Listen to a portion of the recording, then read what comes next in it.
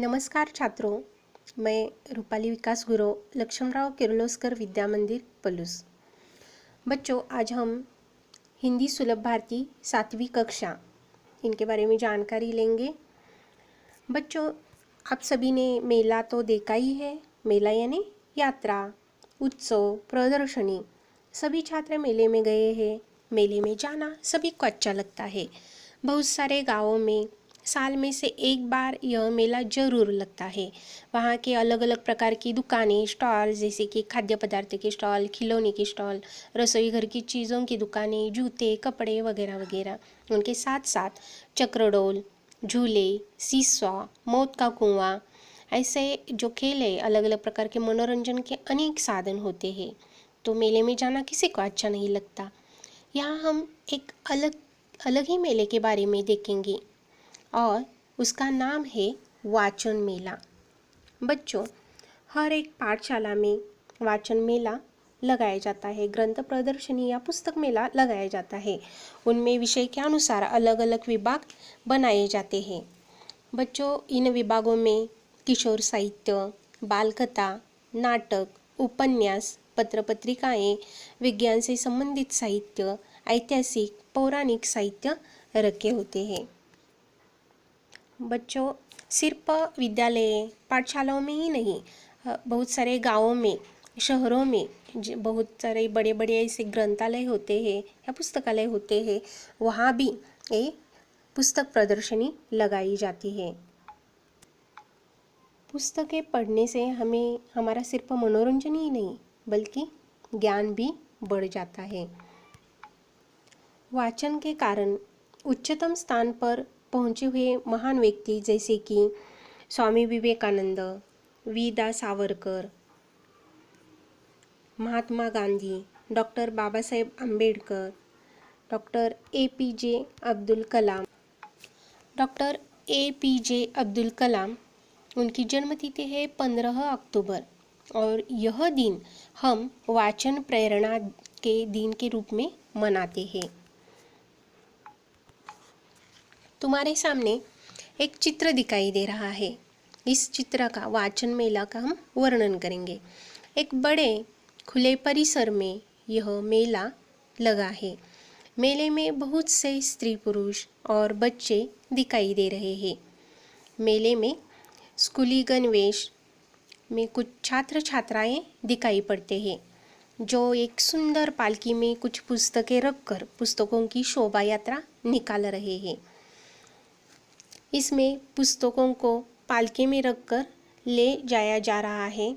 आगे एक छात्रा हाथ में सूचना फलक लेकर चल रही है जिस पर लिखा है ग्रंथ दिंडी।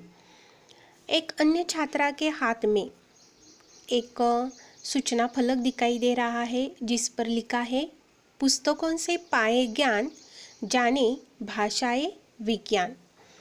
मेले में हमें बहुत सी तरह तरह की पुस्तकें दिखाई, अलग विभाग बने हुए हैं जैसे किशोर साहित्य, उनके साथ साथ बाल साहित्य, विज्ञान कथा इत्यादि।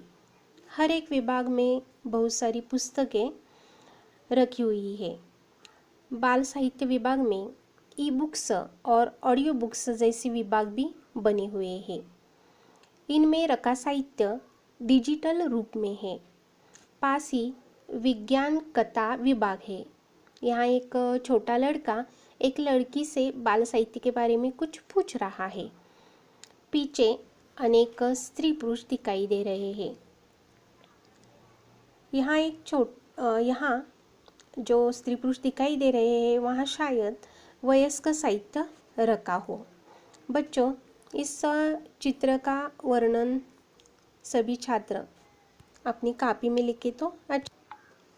बाल साहित्य में चंदा मामा, पंचतंत्र, चाचा चौधरी, अकबर बिरबल की कहानियाँ, कृष्ण सुदामा, पंचतंत्र की कथाएँ, हितोपदेश, अमर कथाएँ, अकबर बिरबल के किस्से, तेनालीराम की कहानियाँ, बाल महाभारत कथा और ऐसे और भी बहुत सारी किताबें रखी जाती हैं।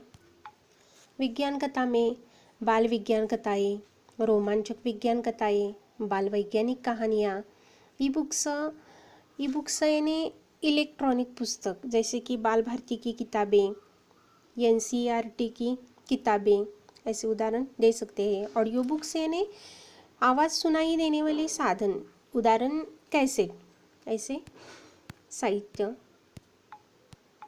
पुस्तकों के बारे में कुछ घोष वाक्य देखेंगे, जैसे कि पुस्तकें मन के लिए साबुन का कार्य करती है, पुस्तक प्रेमी सबसे धनवान और सुखी होता है, विचारों के युद्ध में पुस्तकें ही अस्त्र है, पुस्तक एक बगीचा है जिसे जेब में रखा जा सकता है,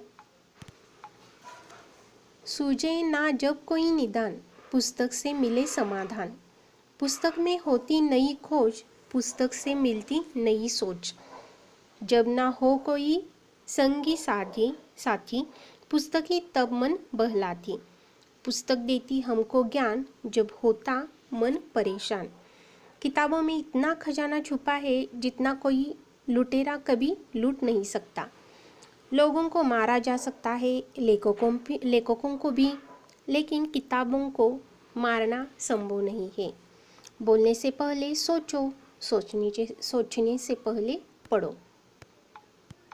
प्रदर्शनी में की जाने वाली कुछ उद्घोषणाएं, जैसे कि पुस्तक देती हमको ज्ञान जब होता मन परेशान, बिना ग्रंथों का कक्ष, बिना आत्मा का देह है, एक किताब जितना वफादार कोई दोस्त नहीं है, जब न हो कोई संगी साथी, पुस्तक ही तब मन बहलाती, बोलने से पहले सोचो, सोचने से पहले पढ़ो, सूझे न जब कोई निदान, पुस्तक से मिलता समाधान।